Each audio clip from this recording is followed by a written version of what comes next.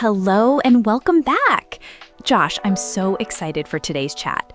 We're finally digging into the different ways people learn online. We are, Glory, and it's a crucial starting point because not all online learning is the same. Understanding the main types helps us choose the right approach. Exactly. So let's jump in. What's the first big category we should talk about? Let's start with one that feels very familiar: synchronous e-learning. The key word here is synchronous, which means at the same time. At the same time.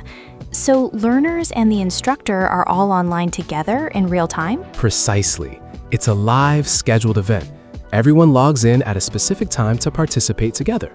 The learning happens through direct, immediate interaction. What does that interaction look like? Give me the feel of it. Clearly, think of a live video lecture where you can ask questions, a virtual workshop where you break into small groups, or a real-time chat-based discussion. The main characteristic is that everyone is present simultaneously, just like in a physical classroom, but connected through the internet. Got it. So the big pro is that instant connection and the ability to get immediate feedback. But the challenge is everyone has to be free at the same exact time. Perfect summary. It's fantastic for building community, lively debates, and live Q&A. Now, what about when people can't all meet at the same time? That brings us to our second type, asynchronous e-learning. And asynchronous means not at the same time, right? Right on. This is the on-demand model. There is no live session.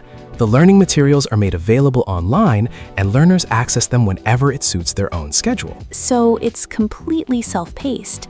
What kind of things would I find in an asynchronous course? Recorded video lectures, reading assignments, discussion forums where you post and reply over days, or interactive quizzes you take on your own time.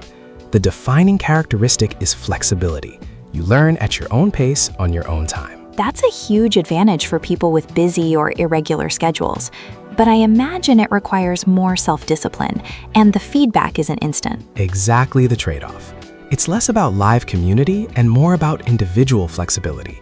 Now, what if you wanted the best of both worlds? Is that where the third type comes in? I've heard the term blended learning. Yes! Blended learning, sometimes called hybrid learning, is exactly that, a mix.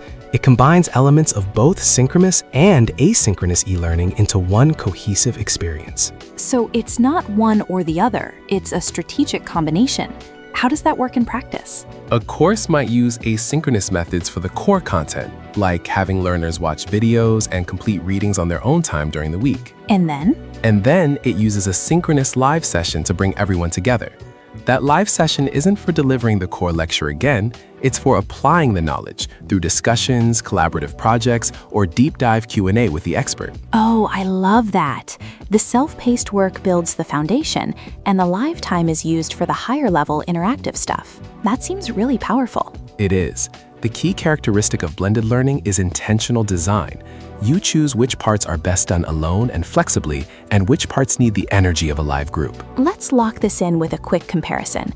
Synchronous is all together live, asynchronous is on your own anytime, and blended is a smart mix of both. Nailed it. And each has its perfect use case. Use synchronous for building teams, live coaching, or complex topic discussions. Use asynchronous for reaching global audiences, allowing deep individual focus, or teaching straightforward skills. And use blended when you want to offer flexibility, but also maintain a strong sense of community and application. It's about choosing the right tool for the learning goal. This is so helpful, Josh. It frames everything. To summarize, we have three main e-learning delivery models: synchronous for real-time live connection, asynchronous for self-paced anytime access, and blended for a strategic best of both worlds mix. That's the core of it. Understanding these categories is the first step to creating or choosing effective online learning. And it perfectly sets us up for what's next.